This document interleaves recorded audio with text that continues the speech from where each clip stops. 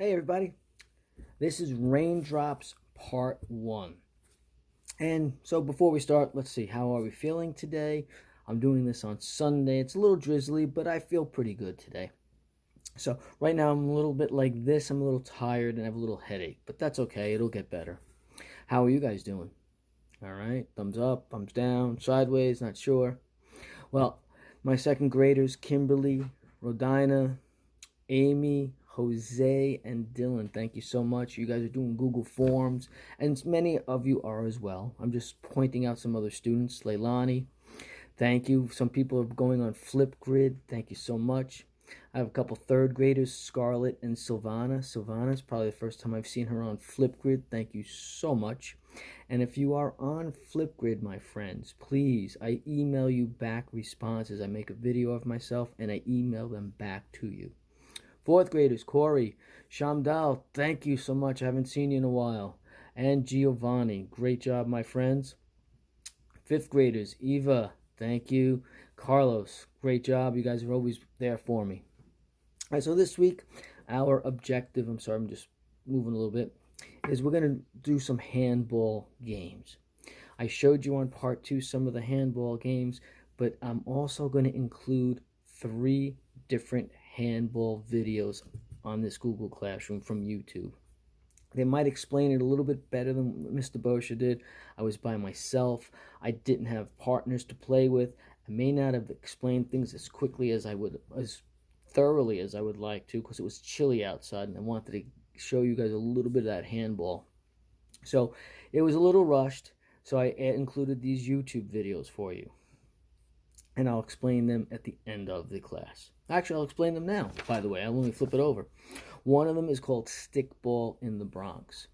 I included Stickball because it's similar to Punchball.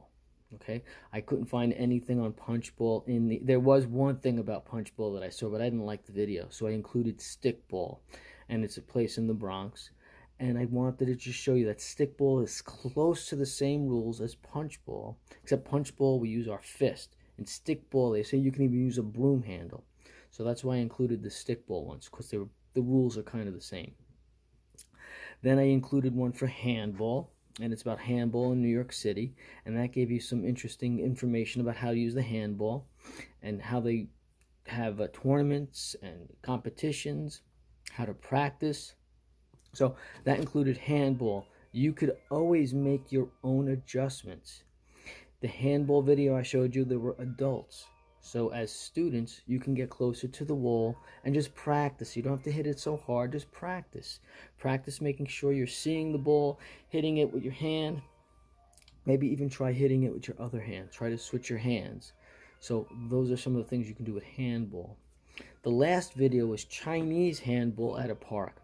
Now I included that one because in regular handball, when it leaves your hand, it has to hit the wall first and then it bounces on the ground.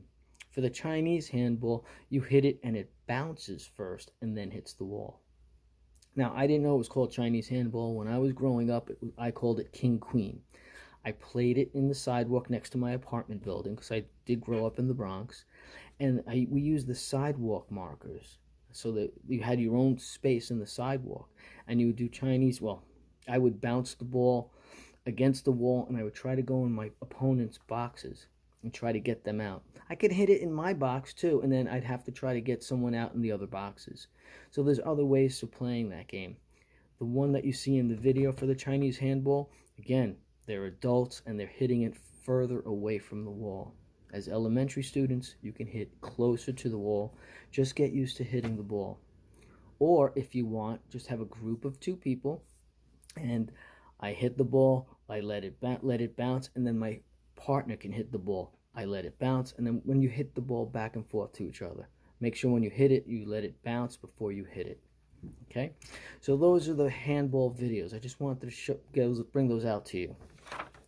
So the guiding question, I want you to think about certain questions. What are your personal and social behavior expectations in physical settings? So when you're playing games in sports, whether it's for yourself or whether you're in a group of people, how do you expect to behave with each other? Just think about when you're playing games. So how do you expect yourself and others to play when you're playing games? Are you being in competition? Are you trying to beat each other? Are you trying to have fun? Are you trying to learn? Because those are some of the things you think about when we play. Again, what are you learning when you see Mr. Boccia's lessons? Um, some of the games, like these handball games, maybe they're new ones. Maybe you're learning new skills with them. Are you learning a new exercise? Did Mr. Boccia show you something that, oh, I can do this exercise better? Mr. Boccia showed me doing it this way. Some of the talks today, we're going to talk about the environment. Maybe there's something you didn't realize about the environment. So if you learn something new each day, they try to find one thing. I try to find one thing each day to learn. Whether I do a crossword puzzle and I come across a word I've never heard before, I learned something new about that word. It could be something else I learned. Maybe I have to learn a new exercise for my backache. So I'm trying to learn something new each day. Doesn't always happen, but I do try. So, and again, when I'm asking you, what did you learn? Don't just say, I catch the ball. Tell me how you caught the ball. Let's be descriptive. Let's start using some descriptive words. All right, so let's talk about the environment. And last week we talked about Earth Day and how we're hurting it, polluting it. All right, and we found all different ways: air pollution, noise pollution, water pollution, land pollution. So we're going to try to talk about ways to help the Earth get better. And one thing that we can always try to remember is called reduce, reuse, and recycle. So reduce means let's not make as much garbage as we make. Let's try to make less garbage. Reuse is let's reuse something. All right, so when I go to the store and we reuse the bags to carry our groceries, I don't just throw away the bag each time I use it. I'm reusing that bag. And recycle is when we put something in the garbage, it gets recycled and made into something else. And that can reduce the amount of garbage in our land, okay, or in the air, or in the water. So let's reduce what we use, reuse what we get, and let's recycle the things we throw out. That's a good thing to think about all around. And we can do that from 8 years old, 5 years old, to 85, 105 years old. So that's important. And we want to protect our environment and use only what we need. Okay, so now let's talk about air pollution. How can we help with air pollution? Well, I think we can drive less. If you drive less, the gas emissions in the air, right, we won't cause so much air pollution. And that means maybe we can even walk a little more. Okay, and let's talk about the beginning of the pandemic. I saw pictures, even though the pandemic is terrible, in the beginning of the pandemic when no one was really going out, no one was driving, no one was going on airplanes, there was pictures of the air and it showed how clean it was after the pandemic. It showed how dirty it was before the pandemic, and then when we didn't drive or didn't use planes, it showed how clean the air could be. So if we drive or use planes less, you realize how much air pollution we do make.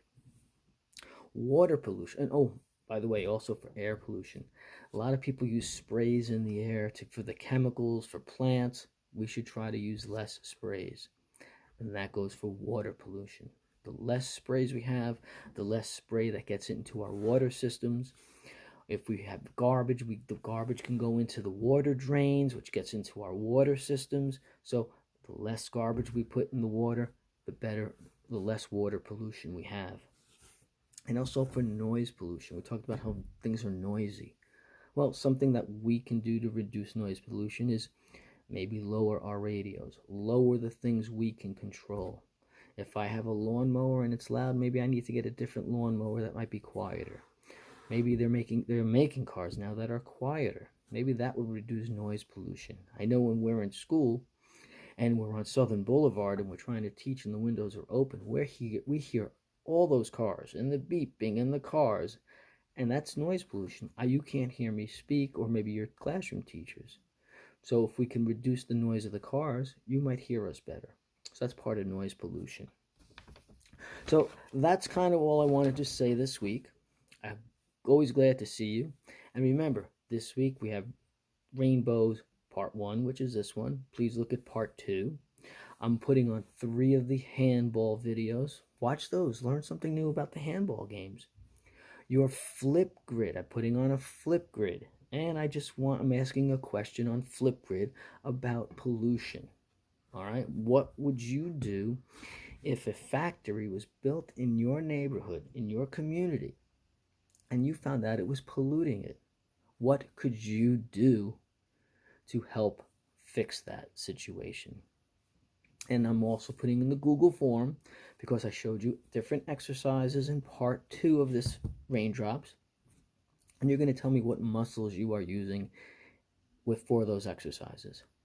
All right, great job this week, and I look forward to seeing everybody in school, Flipgrid, and maybe more people come to school. All right, take care. Bye-bye.